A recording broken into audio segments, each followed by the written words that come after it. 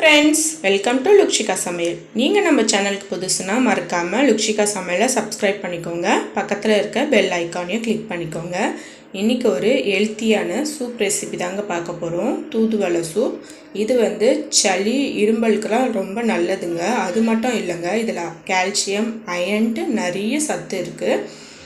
அதுக்கு நம்ம இதை தொடர்ந்து எடுத்துக்கணுங்க. இந்த கொரோனா டைமில் இது ரொம்ப ஹெல்ப்பாக இருக்கும். சளி பிடிக்காமல் இருக்கும். இதை அடிக்கடி குடிச்சிட்டு வந்தால் அட்லீஸ்ட் வாரத்துக்கு ஒரு வாட்டியாவது எடுத்துக்கலாம். இதில் நான் இன்றைக்கி சூப் செஞ்சு காமிக்கிறேங்க.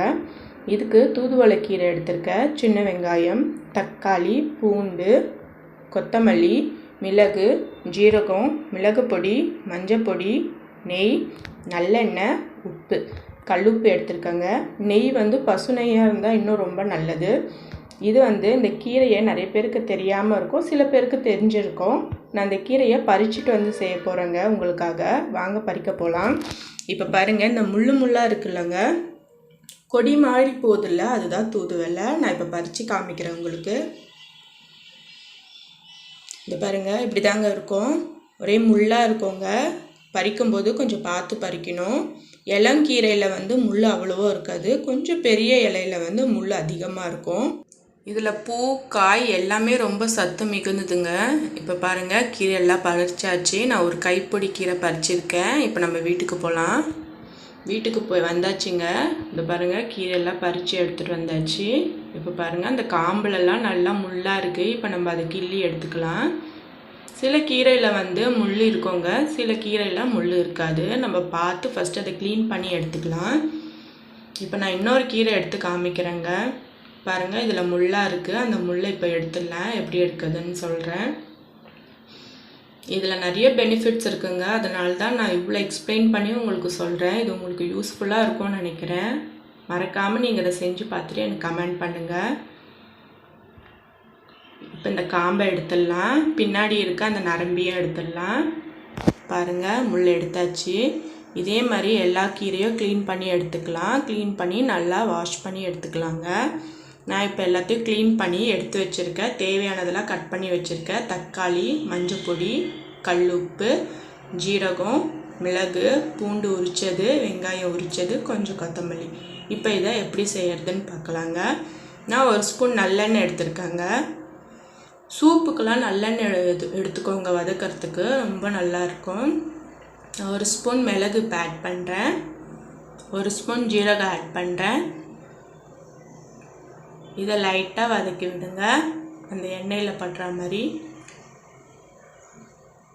இப்போ இதில் பூண்டு ஆட் பண்ணிக்கலாம். நான் தோல் எடுத்து 10 பல்லு பூண்டு எடுத்து வச்சுருக்கேன். அதை ஆட் பண்ணிக்கலாங்க. நான் சொல்கிற மாதிரியே செய்யுங்க. இந்த சூப்பு யாருமே வேணான்னே சொல்ல மாட்டாங்க. 10 சின்ன வெங்காயம் தோல் எடுத்து வச்சுருக்கேன், அதையும் ஆட் பண்ணிக்கலாம். டேஸ்ட்டு மட்டன் சூப் குடிக்கிற மாதிரி தாங்க இருக்கும். ஆனால் கலர் தான் இதில் க்ரீன் கலரில் இருக்கும், அவ்வளோதான். ஒரு தக்காளியை பொடிசாக கட் பண்ணி வச்சுருக்கேன், அதையும் ஆட் பண்ணிக்கலாம். இப்போ எல்லாத்தையும் நல்லா வதக்கி விடுங்க. லைட்டாக வதங்கட்டும். பாருங்கள், நல்லா வதங்கிடுச்சு. இப்போ இதில் மஞ்சள் பொடியெலாம் சேர்த்துடலாம். நான் 1/4 ஸ்பூன் மஞ்சள் பொடி எடுத்துருக்கேங்க. மஞ்சள் பொடி இது போதுங்க, அதிகமாக எடுக்காதீங்க. 1/2 ஸ்பூன் கல்லுப்பு எடுத்துருக்கேன். இந்த மாதிரி சூப் செய்யறதுக்கெலாம் கல்லுப்பு யூஸ் பண்ணுங்கள், நல்ல டேஸ்ட் கொடுக்கும். இப்போ இதை நல்லா வதக்கி விடுங்க. வதங்கிடுச்சிங்க. இப்போ இதில் நம்ம க்ளீன் பண்ணி வச்ச கீரையை ஆட் பண்ணிடலாம். தூதுவளை கீரையை இப்போ நான் ஆட் பண்ணுறேன்.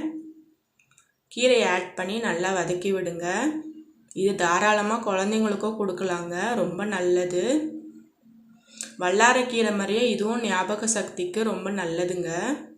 ஒரு 2 நிமிஷம் நல்லா வதக்கி விட்டிங்கன்னா வதங்கிடும் கீரை. இப்போ பாருங்கள், நல்லா வதங்கிடுச்சு. இந்த டைமில் நம்ம ஸ்டவ்வை ஆஃப் பண்ணிவிட்டு இந்த நல்லா ஆற விட்டுடலாங்க.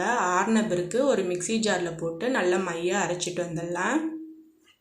இப்போ பாருங்கள், ஆறிடுச்சு. நான் நல்லா மையாக அரைச்சிட்டு வந்துட்டேன். பாருங்கள், நல்லா அரைப்பட்டிருக்கு. இப்போ ஒரு கடாய் வச்சுட்டு நான் 1 ஸ்பூன் நெய் சேர்த்துக்கிறேங்க. இது நான் வீட்டில் காசின பசு நெய்ங்க, அதனால தான் இப்போ தான் காசினேன், அதனால தான் தண்ணியாக இருக்குது. உங்கள்கிட்ட பசு நெய் இருந்தால் சேர்த்துக்கோங்க, இல்லைன்னா நார்மல் நெய் இருந்தால் சேர்த்துக்கோங்க, இல்லைன்னா நல்லெண்ணெயை கூட சேர்த்துக்கோங்க. 2 சின்ன வெங்காயம் அம்மியில் போட்டு நசுக்கி எடுத்துருக்கேங்க. அது கூட 2 பல்லு பூண்டும் சேர்த்து நசுக்கி எடுத்துக்கலாம். இது அந்த நெய்யில் வதக்கும்போது நல்ல வாசனை கிடைக்குங்க. இப்போ பாருங்கள், அது அந்த விழுதை எடுத்து இப்போ அந்த நெய்யில் போட்டுக்கலாம். லைட்டாக ப்ரௌன் ஆகிற வரைக்கும் வதக்கி விடுங்க. நான் சொல்கிற மாதிரியே செய்யுங்க. இது கூட வேறு எதுவும் ஆட் பண்ணாதீங்க. இப்படி செஞ்சாவே நல்லா டேஸ்ட்டு கிடைக்கும், ஹெல்த்தியும் கூட. இப்போ அரைச்சி வச்ச விழுதை வந்து லைட்டாக தண்ணி ஊற்றி கழுவி இதில் ஊற்றிக்கலாங்க. நல்லா மிக்ஸ் பண்ணி விடுங்க. இப்போ பாருங்கள், அதில் நல்லா கழுவி ஊற்றிக்கோங்க. இப்போது உங்களுக்கு தண்ணி எவ்வளோ தேவையோ அதுக்கு ஏற்ற மாதிரி ஆட் பண்ணிக்கோங்க. எனக்கு வந்து 3 பேருக்கு ஏற்ற மாதிரி நான் தண்ணி ஆட் பண்ணிக்கிட்டேன். உங்களுக்கு எத்தனை பேருக்கு வேணுமோ அந்த அளவுக்கு ஆட் பண்ணிக்கோங்க. இது கூட வேறு எதுவுமே சேர்க்காதீங்க. இந்த கார்ன்ஃப்ளவர்லாம் வேண்டாங்க. ஏன்னா இது வந்து சளி இரும்பலுக்கு நம்ம மருந்தாக எடுத்துக்கிறது. இதில் அதெல்லாம் சேர்க்காதீங்க. ஒரு 5 நிமிஷம் நல்லா கொதிக்க விடுங்க. ஹை ஃப்ளேம்லேயே வைங்க. பாருங்கள், 5 நிமிஷம் ஆயிடுச்சு. எவ்வளோ சூப்பராக கொதிக்குது. நல்ல வாசனையாக இருக்குங்க. இப்போ கொஞ்சம் கொத்தமல்லி ஆட் பண்ணிக்கலாம். நான் வந்து 1/2 ஸ்பூன் மிளகு இதில் ஆட் பண்ணிக்கிறேன், மிளகு பொடி. நீங்கள் குழந்தைங்களுக்கு கொடுக்குறதா இருந்தால் மிளகு பொடி வந்து காரத்துக்கு ஏற்ற மாதிரி பார்த்துட்டு கொடுங்க. இது நல்லா காட்டமாக இருக்குங்க. குழந்தைங்க குடிக்கிறது இருந்தால் மிளகு பொடி வந்து கொடுக்காதீங்க. காரம் பார்த்துட்டு நீங்கள் சேர்த்துக்கோங்க. இப்போ ஸ்டவ் ஆஃப் பண்ணிடலாம். ஸ்டவ் ஆஃப் பண்ணியாச்சுங்க. இப்போ பாருங்கள், நம்ம சூப் எவ்வளோ சூப்பராக ரெடியாக இருக்குது. இப்போ நான் ஒரு பவுலில் ஊற்றி உங்களுக்கு காமிக்கிறேன். பாருங்கள், நம்ம எதுவுமே சேர்க்கல. கார்ன்ஃப்ளவர்லாம் எவ்வளோ திக்காக இருக்குது. இந்த சூப்பை நீங்களும் செஞ்சு பாருங்கள். செஞ்சு பார்த்துட்டு எப்படி இருக்குன்னு மறக்காமல் எனக்கு கமெண்ட் பண்ணுங்கள். இதே மாதிரி தூதுவளையில் வேறு எதனா ரெசிபி வேணும்னா சொல்லுங்கள். அது மட்டும் இல்லை, இதோட பெனிஃபிட்ஸ் இன்னும் நிறைய இருக்குது. நான் அடுத்த வீடியோவில் உங்களுக்கு சொல்கிறேன். இந்த வீடியோ உங்களுக்கு பிடிச்சிருந்தால் லைக் பண்ணுங்கள், ஷேர் பண்ணுங்கள். மறக்காமல் லுக்ஷிகா சமையலை சப்ஸ்கிரைப் பண்ணுங்கள். மறக்காமல் செஞ்சு பார்த்துட்டு எப்படி இருக்குன்னு சொல்லுங்கள். தேங்க்யூ. தேங்க்ஸ் ஃபார் வாட்சிங்.